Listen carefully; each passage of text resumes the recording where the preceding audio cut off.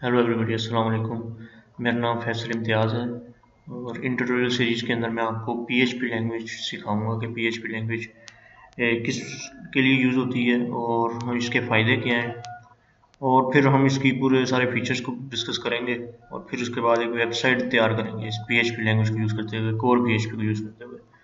अगर आप जो हैं ये पीएचपी लैंग्वेज के अंदर न्यू हैं तो मैं श्योरिटी दिलाता हूँ कि इस ट्यूटोरियल सीरीज़ को देखने के बाद आप पीएचपी में एक्सपर्ट हो जाएंगे और उसके अलावा आप इसके बाद कोई और फ्रेमवर्क भी सीख सकते हैं, जैसे लारावेल हो गया या कोडिग्नेटर है या कोई भी और फ्रेमवर्क है। असल में किसी भी प्रोग्रामिंग लैंग्वेज के कॉन्सेप्ट्स एक ही जैसे होते हैं, सिर्फ उनका सिंटेक्स चेंज होता है। सिंटेक्स क्या होता है ये मैं आपको बताऊंगा अभी। लेकिन अगर आपने पीएचपी लैंग्वेज सीख ली है या आपने कहीं कॉलेज यूनिवर्सिटी में कहीं सी लैंग्वेज पढ़ी है या प्रोग्रामिंग कोई भी प्रोग्रामिंग लैंग्वेज पढ़ी है तो आपको पीएचपी बहुत आसानी से समझ आ जाएगी। और अगर आपको इसके कॉन्सेप्ट आते हैं तो आपको सिंटेक्स याद करना भी मुश्किल नहीं होगा। तो चलिए पहले सबसे स्टार्ट करते हैं पीएचपी को। सबसे पहले आपने इंस्टॉल करना, ये सब मैंने कंटेंट आपके लिए तैयार किया है कि जो मैं इस सीरीज़ के अंदर पूरा जो है आपको टीच करूँगा। तो ये सब कुछ है। स्टार्ट करते हैं इंस्टॉलेशन से और थोड़ा सा इसका सिंटेक्स देखते हैं इस वीडियो के अंदर। इंस्टॉलेशन के लिए आपने कुछ भी नहीं करना, सिर्फ ब्राउज़र ओपन करें, अपाची friends.org खोलें और ये है जैम्प पैकेज है। जैम्प पैकेज क्या करता है, हमें एक अपाची सर्वर बना देता है हमारे कंप्यूटर को, पीएचपी हमारे कंप्यूटर में इंस्टॉल कर देगा और इसके अलावा माईएसक्यूएल डेटाबेस भी इंस्टॉल कर देगा और मारियाडीबी भी इंस्टॉल कर देगा। मारियाडीबी हम यूज़ नहीं करेंगे, ना ही हम पर्ल यूज़ करेंगे, हम सिर्फ अपाची क्योंकि सर्वर है तो पीएचपी लैंग्वेज चलाने के लिए हमें सर्वर की ज़रूरत पड़ती है। पीएचपी लैंग्वेज बेसिकली है एक सर्वर साइड प्रोग्रामिंग लैंग्वेज, यानी कि जो सर्वर से कम्युनिकेशन के लिए यूज़ होती है। अब अगर जैसे हमने फेसबुक की एग्जांपल ले लें, हम कोई कमेंट टाइप करते हैं किसी पोस्ट के अंदर, तो जैसे हम एंटर का बटन दबाते हैं वो असल में किसी सर्वर पे जाके किसी डेटाबेस के अंदर जाके वो कमेंट सेव हो जाता है। तो वो सर्वर पे जो रिक्वेस्ट जाती है कमेंट सेव करने के लिए वो जाती है पीएचपी लैंग्वेज को यूज़ करते हुए, और फेसबुक बनी भी पीएचपी के अंदर ही हुई है।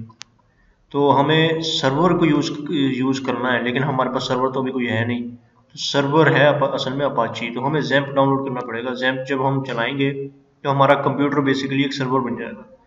तो आपने यहाँ पे आके इसे क्लिक करना है और ये डाउनलोड हो जाएगा। इसे डाउनलोड कर लें, ये एक सिंपल सा इंस्टॉलर है। नेक्स्ट का बटन दबाना है और आपने कंटिन्यू इंस्टॉल कर लेना है। उसके बाद जब आप कंप्यूटर में जाके जैम्प टाइप करेंगे तो ये यूँ आ जाएगा, जैम्प कंट्रोल पैनल। आपने इसको क्लिक कर देना तो ये कुछ यूँ कंट्रोल पैनल ओपन हो जाएगा, या आपने जहाँ पे इंस्टॉल किया है जैम्प के नाम से वहाँ पे जाएं और ये कंट्रोल पैनल पड़ा हुआ है, इसे खोल लें। और इसे खोलने के बाद आपने ये अपाची और माईएसक्यूएल दोनों को स्टार्ट कर देना है। जब आप स्टार्ट करेंगे फर्स्ट टाइम तो ये ऐसे दोनों यहाँ स्टार्ट के बटन आ रहे होंगे, आपने दोनों को यहाँ पे क्लिक करके ना दोनों को स्टार्ट कर देना है। अब दोनों स्टार्ट हो गए। अब हमारे कंप्यूटर में पीएचपी जो है इंस्टॉल हो गई है। आप यहाँ पे जाके देखें तो ये पीएचपी का फोल्डर खुद ही बना पड़ा है जब हमने इंस्टॉल किया तो इसके अंदर php.exe फाइल पड़ी है, यानी कि हमारे कंप्यूटर में पीएचपी इंस्टॉल्ड है। तो अगर आप चेक करना चाह रहे हैं कि पीएचपी इंस्टॉल है या नहीं है तो आप यहाँ से कर सकते हैं। चलिए मैं आपको इसी जैम्प के अंदर ही दिखाता हूँ। अच्छा, अब हमारे पास इंस्टॉलेशन तो हमारी कंप्लीट हो गई। अब हम एक पेज बनाते हैं पीएचपी को यूज़ करते हुए। पेजेस यानी पीएचपी फाइल्स हमने कहाँ रखनी होती हैं, जैम्प फोल्डर के अंदर जाके htdocs फोल्डर के अंदर। इस htdocs के अंदर जो भी आप अपना काम कर रहे हैं ना, समझे आप कोई वेबसाइट बना रहे हैं तो यहाँ एक नया फोल्डर बना लें। मैं नया फोल्डर बना लेता हूँ ट्यूटोरियल्स, और इसके अंदर जाके किसी भी टेक्स्ट एडिटर के अंदर ना यहाँ पे एक फाइल बना लें। मैं सबलाइम के अंदर काम करूँगा इस ट्यूटोरियल सीरीज़ के अंदर। तो सबलाइम को ओपन कर लें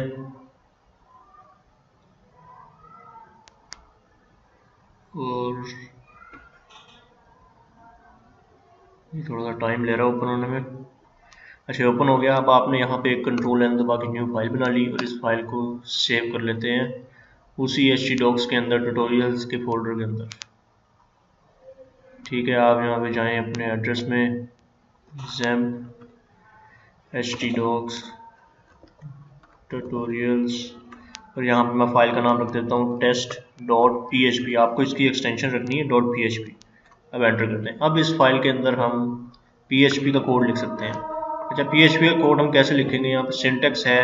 PHP जब भी हमने कहीं पे लिखनी है तो उसका सिंटेक्स होता है less than question mark and then PHP और एंटर दबाएं और फिर इसे क्लोजिंग टैग है इसका क्वेश्चन मार्क और ग्रेटर देन।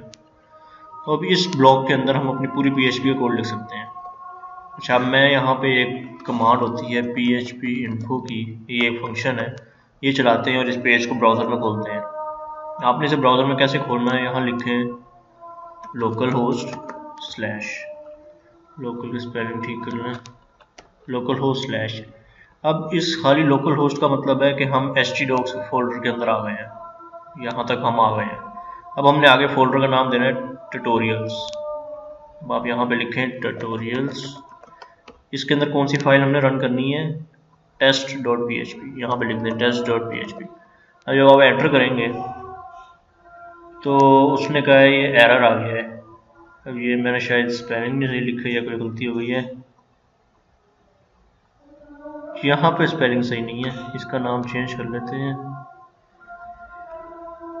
ट्यूटोरियल्स, एंटर कर दें और अब इसे दोबारा खोलते हैं।